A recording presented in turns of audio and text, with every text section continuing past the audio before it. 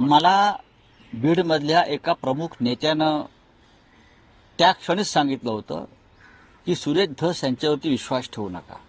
आम्ही जो म्हणतो की सुरेश धस या लढ्याचं नेतृत्व करतायत आणि ते न्याय देतील देशमुख कुटुंबियांना, त्यांच्यासाठी हा लढा आहे. मला तेव्हा लोकांनी समजावलं की तुम्ही धस यांची बाजू घेऊ नका. धस हे कधी पलटी मारते.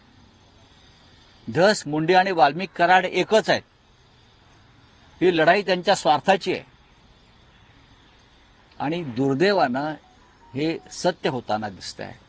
मला वाईट वाटतं की एका विद्यमान आमदारानं देशमुख कुटुंबियांच्या अश्रूचा बाजार मांडला आणि व्यापार केला. ती लहान मुलं बिचारी धसांच्या मागे न्यायासाठी धावत होती की हा माणूस आम्हाला न्याय देईल. आणि जर धस याने हे कृत्य केलं असेल तर त्यांना देव क्षमा करणार नाही, त्यांना इतिहास क्षमा करणार नाही.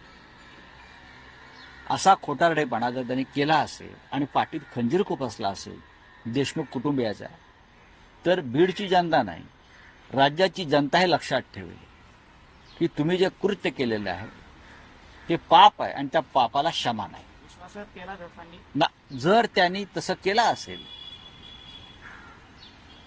तर तो विश्वासघातापेक्षाही पुढलं पाऊल आहे. धस यांच्याकडनं ही अपेक्षा तुम्ही न्यायाची ठेवू नका असं मला वारंवार बीडचे काही लोक सांगत होते. त्यांचं म्हणणं असं होतं की वाल्मिक कराड, सुरेश धस आणि धनंजय मुंडे हे एकच आहे. एका नाण्याला दोन बाजू असतात, ह्या तीन बाजू आहे.